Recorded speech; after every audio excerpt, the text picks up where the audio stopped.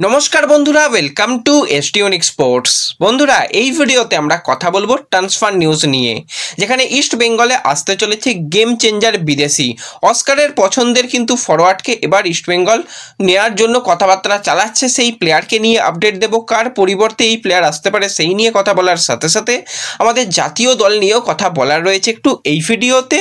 তাই ভিডিও শুরু করার আগে একটাই রিকোয়েস্ট, চ্যানেলে যারা প্রথমবারের জন্য এসেছো মনে করে চ্যানেলটাকে সাবস্ক্রাইব করে নিও। অনেকেই ভিডিও দেখছো, সাবস্ক্রাইব কিন্তু সেইভাবে করছো না, একটু সাবস্ক্রাইব করে সাপোর্ট করো, তাহলে তোমাদের প্রিয় দলের খেলার সমস্ত আপডেট তোমরা এখানে পেয়ে যাবে। তো প্রথমেই যদি আমাদের জাতীয় দল নিয়ে কথা বলি, তো সিনিয়র দল কিন্তু কলকাতায় 18 তারিখ থেকে প্রস্তুতি পর্ব শুরু করে দেবে। যেই 28 জনের কিন্তু স্কোয়াড ঘোষণা হয়েছে তাদের কিন্তু কলকাতায় চলে আসার জন্য নির্দেশ দেওয়া হয়েছে। 18 তারিখ থেকেই কিন্তু ক্যাম্প স্টার্ট হয়ে যাচ্ছে কলকাতায়। তার সাথে সাথে আমরা যদি সাব চ্যাম্পিয়নশিপ নিয়ে কথা বলি, প্রথম ম্যাচেই তো এই ইয়াং ব্রিগেড কিন্তু দারুণ রেজাল্ট করেছিল, একটা বড় ব্যবধানে কিন্তু তারা জয় পেয়েছিল শ্রীলঙ্কাকে হারিয়ে। এবার কিন্তু তাদের আজকে একটা বড় চ্যালেঞ্জ চলেছে নেপালও কিন্তু ভালো দল, তারা যথেষ্ট ভালো করেছে। আজকে কিন্তু সন্ধ্যা 7:30 থেকে এই ম্যাচটা তোমরা দেখতে পাবে।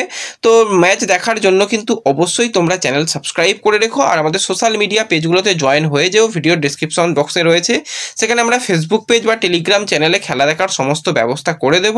অবশ্যই এই দিকে আমাদের নজর থাকবে। বেশ কিছু ট্যালেন্টেড প্লেয়ার যারা আগের দিনে দারুণ খেলেছে, কিছু প্লেয়ার হ্যাটট্রিক করেছে, তো সেই সমস্ত প্লেয়ারের দিকেও কিন্তু আমাদের আলাদা করে নজর থাকবে। তো অবশ্যই কমেন্টে কিন্তু জয় হিন্দ বলতে কেউ ভুলো না।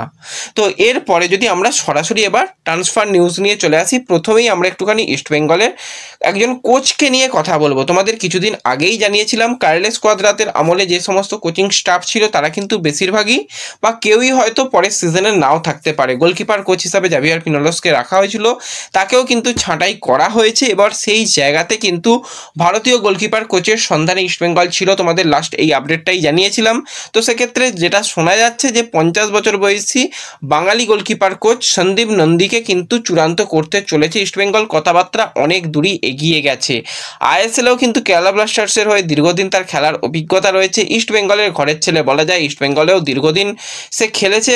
এখন কিন্তু কোচিং সে গোলকিপিং কোচ রয়েছে, সেখানে মোহামেডানের সুদেবার বা নর্থ ইস্টের মতন দলের, রাজস্থানের মতন দলেও কিন্তু কোচিং করিয়েছে। তো সব কিছু ঠিকঠাক থাকলে কিন্তু সন্দীপ নন্দীকে আমরা অস্কারের সহকারী কোচ হিসাবে আগামী সিজনে দেখতে পেতে চলেছি। তো সন্দীপ নন্দী একটা সময় ইস্টবেঙ্গলে খেলেছে, এই সময় যদি কোচিংয়ে আসে সেটা কিন্তু ভালো হবে এবং যথেষ্ট ভালো কোচিং করায় সন্দীপ নন্দী আমরা দেখেছি। তো সেই দিকে অবশ্যই নজর রাখা হয়েছে। আরও দুজন কোচের সঙ্গেও কথাবার্তা সমান তালে চলছে, কিন্তু এগিয়ে রয়েছে সন্দীপ নন্দী। তো এরপর যদি আমরা ট্রান্সফার নিউজ নিয়ে যেরকম কথা বলছি, সেই ক্ষেত্রে একজন খুবই ট্যালেন্টেড প্লেয়ারকে নিয়ে কথা বলতে হয়। 23 বছর বয়সী রাইট উইঙ্গারের প্লেয়ার নেহাল সুদেশ, যাকে বছরে আমরা পাঞ্জাব এফসির জার্সি গায়ে দুর্দান্ত পারফরমেন্স করতে দেখেছিলাম। আইএসএলে কিন্তু টোটাল 20টা ম্যাচে 1টা গোল 2টো অ্যাসিস্ট, টোটাল সিজনে 26 ম্যাচে 2টো গোল 2টো অ্যাসিস্ট কিন্তু আমরা নেহালের কাছ থেকে দেখতে পেয়েছিলাম। হ্যাঁ, এবার গোল দিয়ে তার খেলা বিচার করা যাবে না, তার যা গতি বারবারই কিন্তু যে কোনো প্লেয়ারকে সে বিট করেছে এবং তার মধ্যে স্কিল রয়েছে। সে শুধুমাত্র যে রাইট উইং সেটা নয়, সঙ্গে লেফট উইং প্রয়োজনে সেন্টার ফরওয়ার্ড, সেকেন্ড স্ট্রাইকার হিসাবেও খেলতে পারে। এই বছরটা দারুণ গেছে নেহালের জন্য। মূলত নেহাল কেরালা ব্লাস্টার্সের প্লেয়ার এবং লোন ডিলে কিন্তু পাঞ্জাবে এসেছিল। পাঞ্জাবের সঙ্গে লোন ডিল কমপ্লিট হয়ে যাচ্ছে, কেরালার সঙ্গে কিন্তু 2026 সাল পর্যন্ত চুক্তি রয়েছে। এবার কেরালা তাকে ধরে রাখতে চাইছে এবং আগামী সিজনে নেহালকে নিয়ে পরিকল্পনা রয়েছে। এই ব্যাপারেই কিন্তু তারা চেষ্টা চালাচ্ছে যে তাকে ধরে রাখবো, কোনো রকম অসুবিধা নেই। কিন্তু সেখানে আইএসএলের 4টি ক্লাব তাকে নেওয়ার ব্যাপারে কথাবার্তা চালাচ্ছে। তো সেক্ষেত্রে যদি একটা ভালো দাম পাওয়া যায় তো নেহালকে হয়তো কেরালা ছেড়ে দিতেও পারে, কিন্তু কেরালার কোচ চাইছে নেহালকে নিয়েই পরিকল্পনা করতে।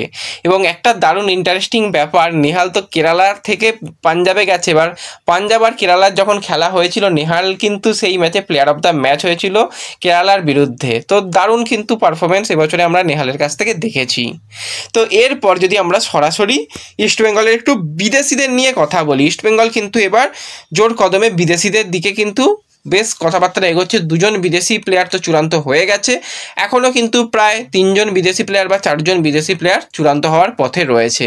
তো সেক্ষেত্রে ইস্টবেঙ্গল চাইছে যে এমন একজন প্লেয়ার যাকে কিন্তু স্ট্রাইকার পজিশনে খেলানো যাবে, বর্তমানে সে যেন ছন্দে থাকে।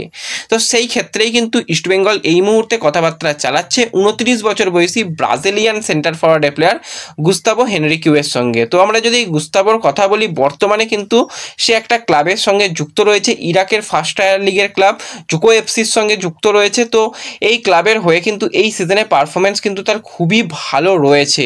শুধুমাত্র এই সিজন নয়, সে রিসেন্ট টাইমে কিন্তু যথেষ্ট ভালো করে আসছে। এই সিজনে তার নামের পাশে ভালো গোল, ভালো অ্যাসিস্ট রয়েছে। টোটাল 31টা ম্যাচ খেলেছে ইরাক সুপার লিগে, সেখানে কিন্তু 16টা গোল, 5টা অ্যাসিস্ট, মানে 21টা গোলের ক্ষেত্রে অবদান রয়েছে। শুধুমাত্র যে সেন্টার ফরওয়ার্ড সেটা নয়, সে প্রয়োজনে কিন্তু লেফট উইংয়েও খেলতে পারে। ক্লাব কেরিয়ারে বেশিরভাগ সময় কিন্তু সে ব্রাজিলে খেলেছে, সেখানে Serie C, Serie D, Serie বিতে খেলার অভিজ্ঞতা রয়েছে।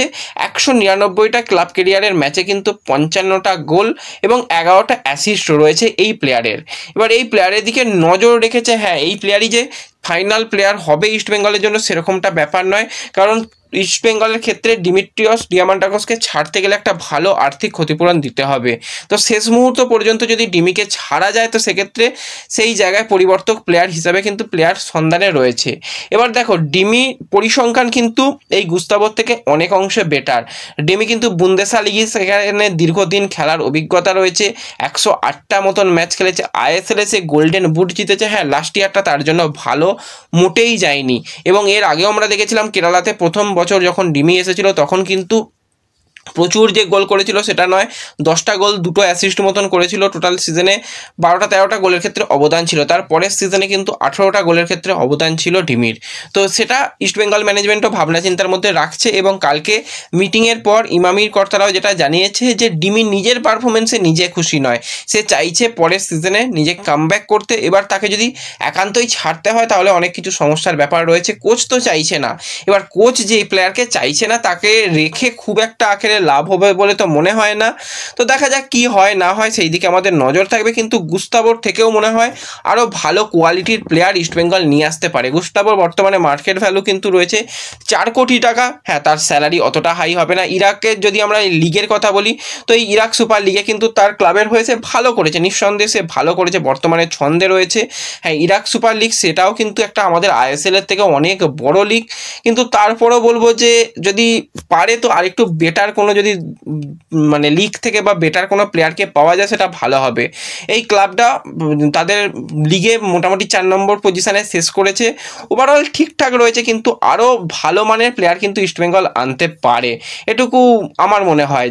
যেখানে ইস্টবেঙ্গল কিন্তু মরক্কোন বেশ কিছু প্লেয়ারের দিকে নজর রেখেছে, তার সাথে সাথে একজন ওয়ার্ল্ড কাপার প্লেয়ারের দিকে নজর রেখেছে, সেই সমস্ত প্লেয়ারের প্রোফাইলও রয়েছে।